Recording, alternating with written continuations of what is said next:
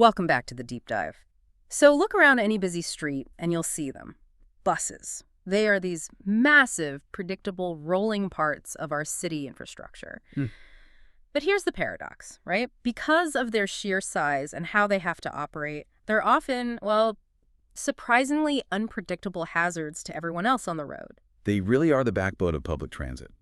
But their whole presence, the constant stopping, that huge turning radius, the unique traffic laws they follow, it demands that you, the driver, or even the pedestrian, you have to adjust your entire mindset. That's right. And our mission today is for you to gain some practical life-saving knowledge about truly sharing the road. We're going, way beyond the basic driver's manual. Right. We are going to distill the specific traffic codes, understand the hidden physics of their blind spots, and really nail down the non-negotiable legal rules, especially for school buses that keep everyone safe. Yeah, and we've pulled together sources that really explore the unique dangers buses pose to other traffic, but also contrast that with how safe they are for their own passengers. We'll also clarify the complex rules governing how they interact with cars.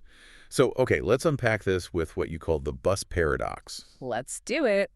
Let's start with the immediate danger they pose to everyone around them: the cars, cyclists, pedestrians.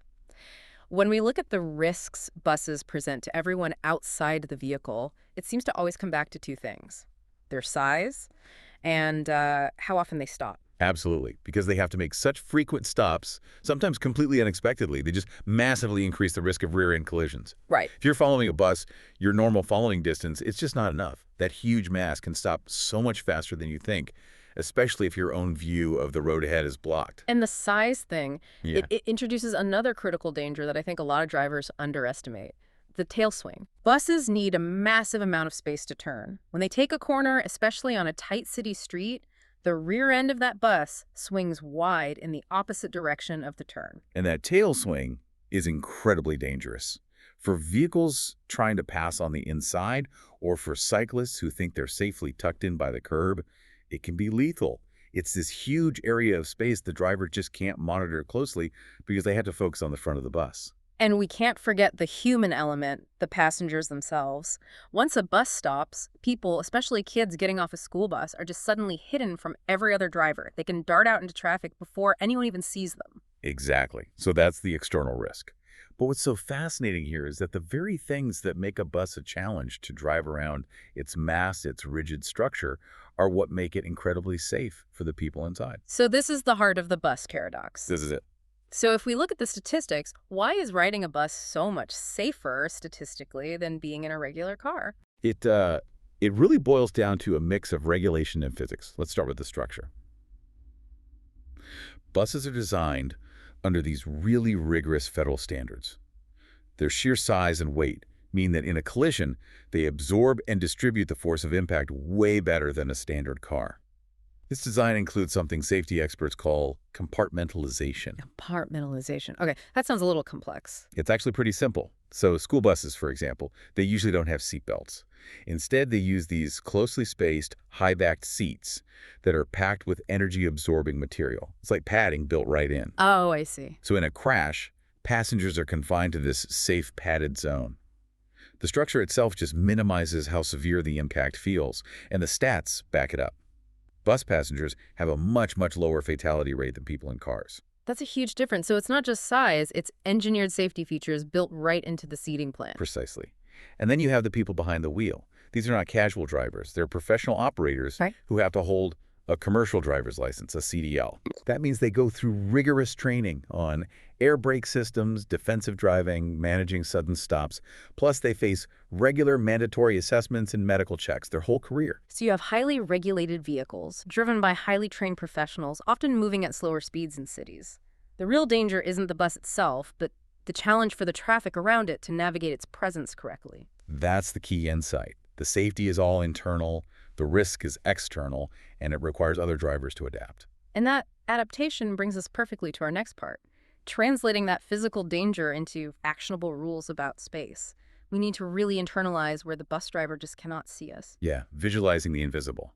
Visibility is the bus driver's single biggest challenge. They're high up, which gives them a great forward view, but the vehicle itself, the mirrors, the posts, the sheer length, it creates these enormous gaps in their line of sight. Okay, so let's break down the 4 areas drivers absolutely have to avoid lingering in. Number one is the front blind spot. This extends, what, like 10 to 15 feet right in front of the bumper. If you pull up too close at a light, you just You vanish. disappear.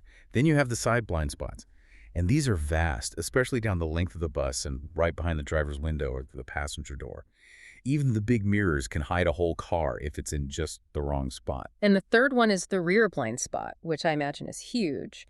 It can extend 20 feet or more directly behind the bus. And finally, the one we just talked about, the turning blind spot, that invisible zone created by the tail swing. And knowing these spots isn't enough. You need a strategy. The source material is really clear on this. If you find yourself in one, especially on the side, you have to move. Either speed up a little to get ahead or drop back so the driver can see you in their main mirrors. Just never, ever linger. Okay, now for the concrete rules. Following passing. Yeah. How much space is actually enough space? For following distance, because of the bus's stopping power, you need to maintain a minimum of 3 to 4 seconds. You pick a fixed object, the bus passes it, and you count until you reach it. And if you're under 3 seconds, you're in the danger zone. You have zero margin for error. And you've definitely got to increase that to 5 or 6 seconds in bad weather, right? Oh, absolutely. Mm. Rain, fog, Oh. it multiplies the stopping distance for a vehicle that heavy. And for side clearance, when you're passing, you need to be generous. Give it at least 3 to 4 feet, maybe more. And when a bus signals a turn, the rule is simple. Give them the road. You have to allow ample room. Never, never try to squeeze between a turning bus and the curb. You will get trapped or hit. It's that simple. That clarity on space is so important. Now, let's talk about when the bus is ready to rejoin traffic. Right. What's the rule when a bus is pulling out? This is a regulated courtesy, really. When a transit bus pulls out from a bus stop and signals, drivers have a legal obligation to yield the right-of-way. Meaning you shouldn't speed up to block them. Exactly. You have to slow down and actively create that space. Trying to overtake a signaling bus is just asking for trouble and, well, it's against the rules of sharing the road safely.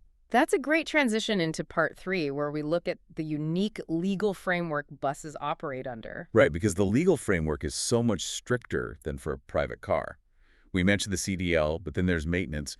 Buses are subject to these rigorous, mandatory inspection protocols. Far beyond what my car needs, I assume. Oh, yeah. We're talking scheduled preventative checks, mandatory annual or semi-annual inspections, detailed undercarriage checks, air brake tests.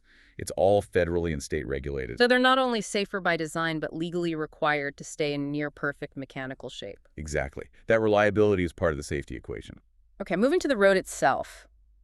Dedicated bus lanes. These are probably one of the most visible regulatory differences. They are, and they're marked very clearly, sometimes with red paint, often with diamond markings. They might be reserved 224/7 or just during peak hours. You have to check the signs. And the rule is, just don't drive in them unless. What are the actual exceptions? The exceptions are very limited. You can usually enter one for a very short distance. We're talking maybe 100 to 200 feet to prepare for an immediate turn or to cross the lane to get to a driveway. And the consequences for breaking that rule are getting more serious, right? With technology. They're severe. Cities are using automated enforcement more and more, cameras on poles, even cameras on the buses themselves that just record license plates. The fines can be hundreds of dollars, and they're issued automatically. It's a high-risk gamble. Let's quickly decode the lights on a standard transit bus beyond just the brake lights. What do the other warning lights mean? The most critical one to know is the flashing yellow light. If you see that, it's your immediate warning that the bus is about to stop or activate its red lights. You need to slow down immediately. And what if you see the hazard lights flashing? That usually means an emergency or an unexpected stop a mechanical issue, something in the road. You need to approach with extreme caution, slow way down, and be ready for anything. Okay, now we have to move to the section where the rules go from important to absolutely mandatory. The school bus. Yes, this is the one part of traffic law you just cannot guess at. Absolutely. The rule is unequivocal. When a school bus has its red flashing lights on and its stop arm extended, all traffic must stop. And you stay stopped until the lights are off and the bus starts moving again. And you must stop far enough away. The distance varies by state, but the general rule is at least 10 to 20 feet away. Some states say 30. That buffer is there so other drivers can actually see a child stepping out from in front of the bus. Right. And the most frequent point of confusion is always, does oncoming traffic have to stop? The answer depends entirely on the road. It does. Let's make this super clear. If you are on a 2-lane road or any multi-lane road with no physical median, even if there's a center turning lane, all traffic, both directions, must stop, period. But what if you're on a big highway with a grassy median or a concrete barrier? On a divided highway, with a physical barrier like that, only the traffic traveling in the same direction as the bus has to stop. Oncoming traffic can proceed, but cautiously. The barrier is what makes the difference. That physical barrier is the key distinction. And the consequences for getting this wrong, they're not just a simple ticket. Not at all. Passing a stopped school bus is a major violation. It carries heavy fines, multiple points on your license, and often potential license suspension. It is considered one of the most severe safety risks on the road. So to wrap this section up, it's about vigilance everywhere near schools and neighborhoods. Exactly. Be extra cautious around bus stops during morning and afternoon hours. Kids get excited, they get distracted, they can dart out. You just have to slow down and anticipate it. That was an essential deep dive. To quickly summarize our key takeaways for you. First, always maintain that 3 to 4 second following distance from a bus. Second, know the 4 main blind spots: front, side, rear, and the turning swing. And just don't linger in them. And third, and most critically, understand the absolute stop mandate for flashing red school bus lights. If there's no physical divider, everyone stops. You know, this brings up an interesting question that goes beyond just our own driving. We focused a lot on what we as drivers should do, but what about the policy side of things? How does the push for efficiency, things like traffic signal priority for buses and those dedicated bus lanes, how does that affect safety for pedestrians and cyclists? That's a great point. When a bus gets an instant green light, it definitely moves faster and more reliably.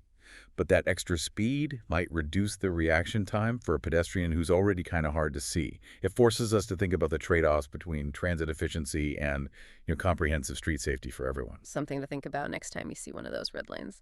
Thank you for joining us for this crucial deep dive on sharing the road. We'll catch you on the next one. Please like, subscribe, and get notified.